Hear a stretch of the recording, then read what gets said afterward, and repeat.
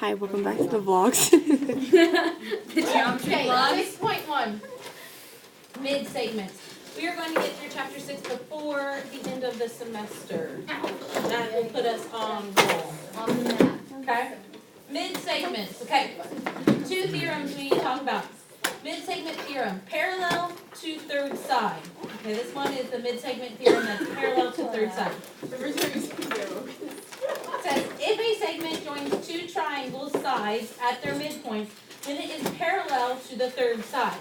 So what it's saying is, if this line right here is the midpoint of this line AB and this line CB, then it becomes parallel to this side AC. Which one is that? And it's parallel to the third side. Okay? So, if the mid-segments of two lines they create a line that is parallel to the third line, okay? Got my music's playing, it's kind of peaceful. The mid-segment theorem, length is half of the third side, okay? It tells us if a segment joins two triangle sides at their midpoints, then its length is 1/2 of the third side's length. So, once again, this segment here, this line DE, is the midpoint of AB and CB combined. And they're saying that that distance, that length, is half the distance of the other side length AC. So if I know one of them, I can find the other side. Which is a beautiful thing, because now I can start to solve things in triangles. And if they're parallel, I also know things about their angles being, congruent in different ways. Okay? So we have two theorems so far. One says, if the midpoints are combined, they're parallel to the third side. And the other one says, if the midpoints of two lines are combined, it's half the distance of the third side. No, do it. I'm not changing it yet, Carly, calm it down.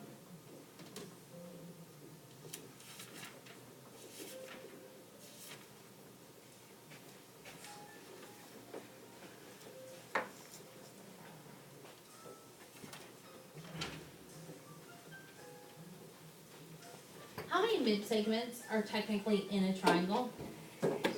3, which means I can create a baby triangle inside of my big triangle, and I can solve things. How do you spell? Little baby triangles, they're so cute. Okay. I'm switching. No. Yes. Okay. You guys are like so slow. You gotta hustle. I got it. Gosh, guys. Guys, every time someone says theorem, I'm gonna stand up and turn. Okay. Says what? So then we get a proof. Oh, they're not going away. No. Prove that DE is parallel to AC, given that AD equals DB and BE equals EC. Every time someone says theorem, I'm standing up. Statements, reasons. What do I start with when I'm starting a proof? The Given. AD equals DB and BE equals EC. Given. Now what do I need to do from there? Is this 5.1? 6.1. What do I need to do from there? Can you do more given? Wait. You could. There's not more givens off the picture. If AD equals DB, what does that mean about point D?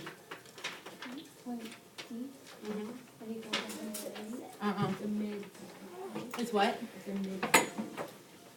Not a mid-segment, a midpoint. So you know that D is the midpoint of AB. What do you know about E? It's a midpoint? Yeah.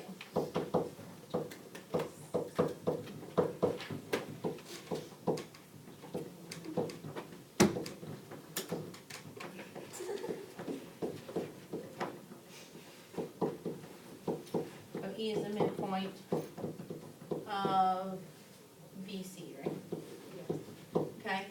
that is the definition of a midpoint. Okay, so now what?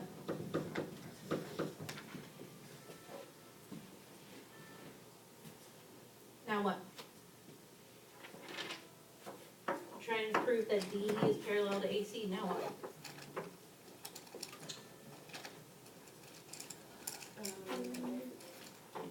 B or Y, PE and YEC are. Like what? BC, okay.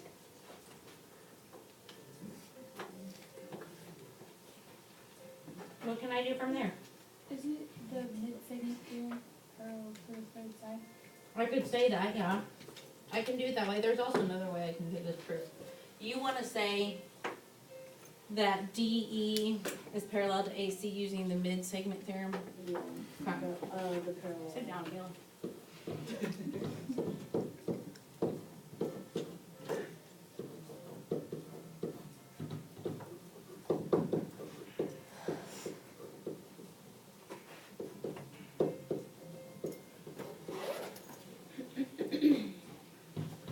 We can do it that way. You could also have proven that triangle DEB is similar to triangle ACB, because angle B is shared, yes? So angle B is congruent to angle B reflexive. And then you could say that, that would mean that angle, let me think here.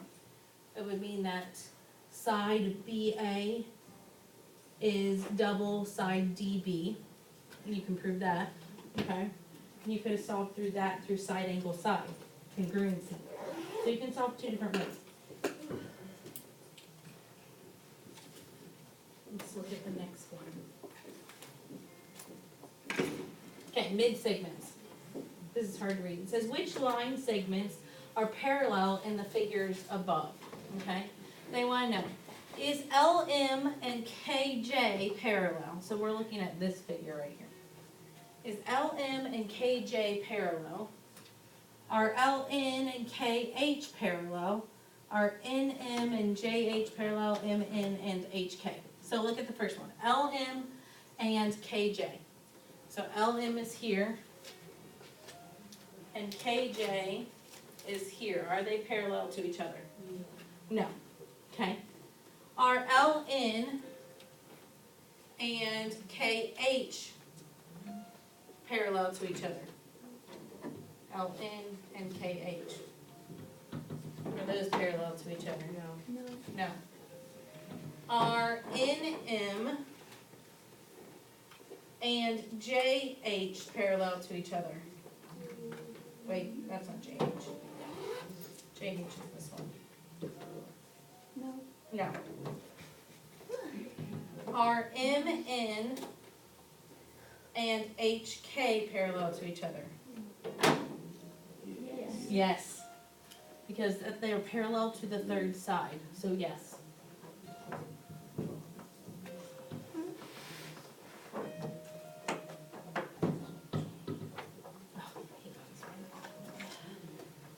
Okay. So here it says prove that DE, this portion right here, equals 1/2 of AC. Given that DE is the midpoint of ABC.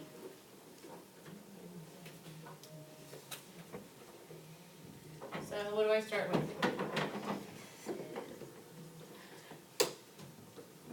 What's my statement? Okay.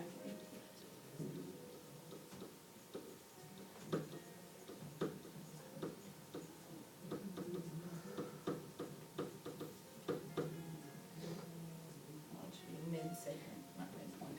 Okay, is the mid-segment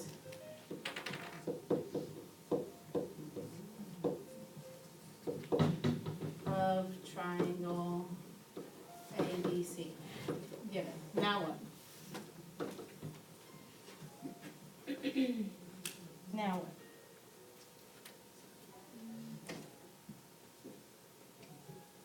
This you have to do some mathing. If it's the mid-segment, what does that mean each point is?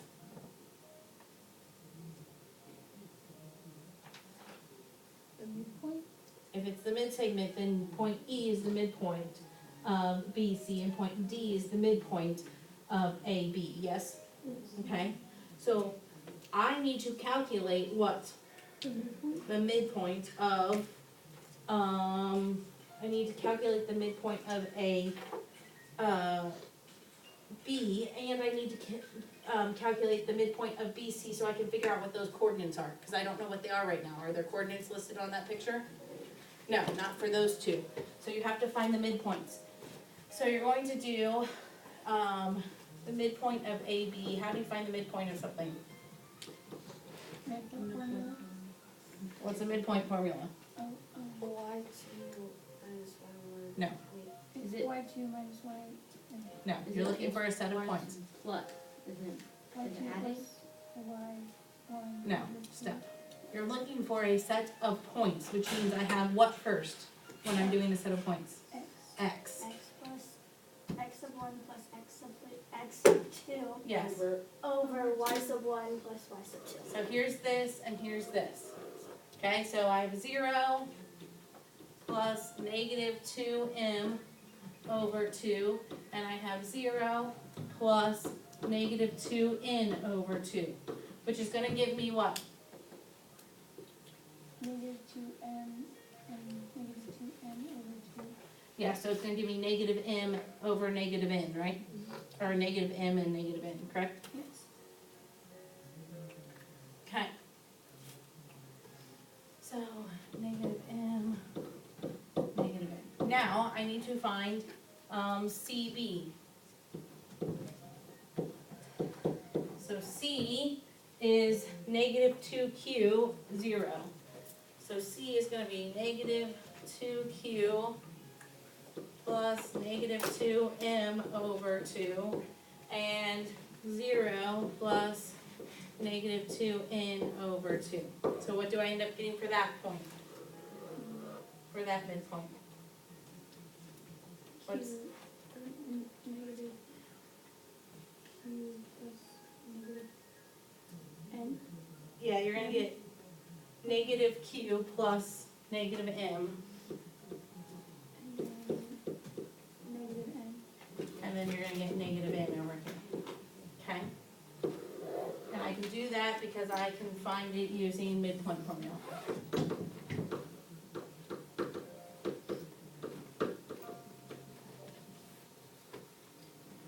Okay, midpoint formula.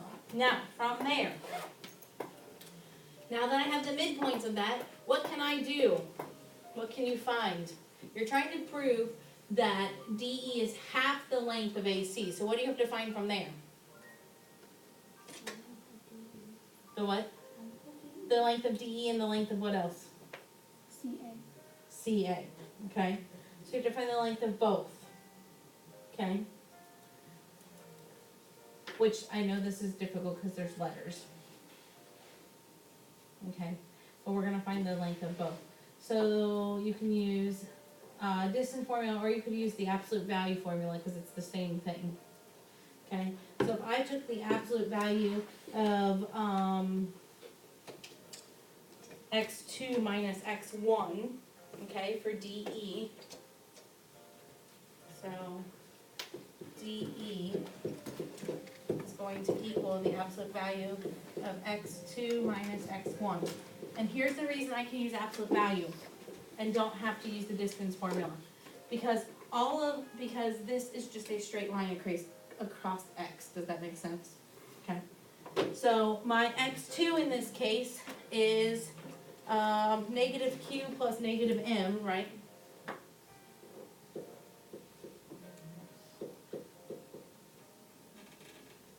And my x1 is negative n. So I'm going to end up canceling the m's out and getting negative q, but the absolute value of negative q is q. Okay, so that's my distance of DE. Can you, from there, find the distance of CA? What do you do?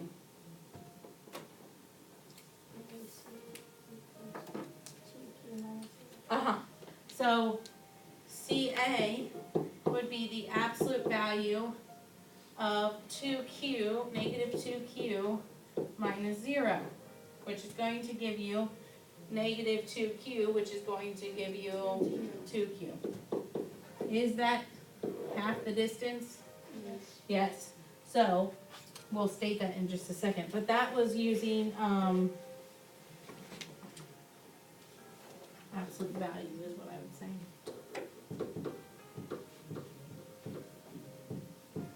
Or you can say distance. Okay. So then from there, you would state that DE is half of AC. Okay.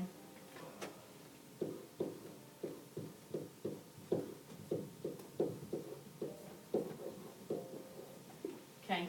D equals 1/2 of AC. And the reason, or the whatever, is that it's, half, well, how would I word that? I could do substitution and substitute it in for it.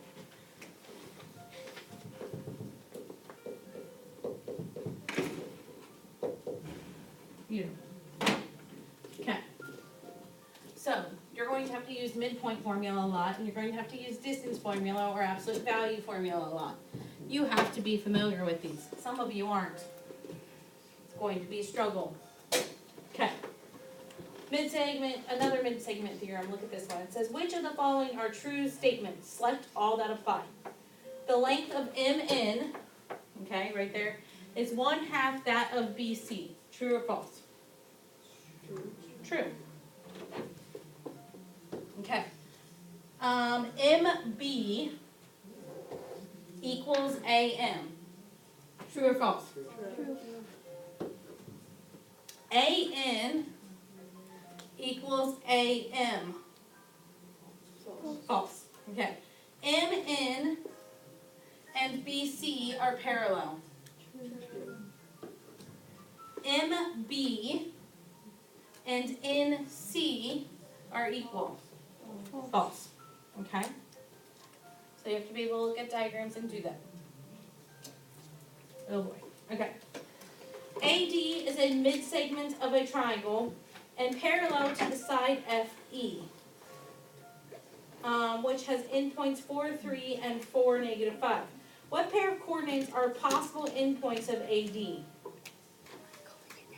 How could we work this? What do you think we need to probably do to start this off? I would sketch it probably. Because who can do this in their head? So I would sketch this if I were you.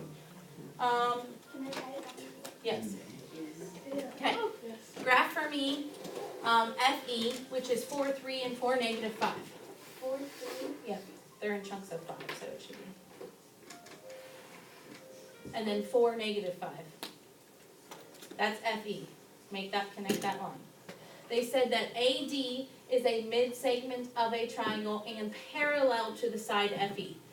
So, here's my question. What do we know about two sides that are, what do we know about something that's a mid-segment that's parallel to the third side? It's what in comparison to that third side? What else besides parallel? No, they are not congruent, that is for sure. What was the question? If I have a third side of a triangle, and it's already parallel to a mid-segment, what else does it come, what else do we know about those two things, how they relate? Yes, it's 1/2. So we know that the mid-segment is going to be 1/2 of that length right there. What is that length right there?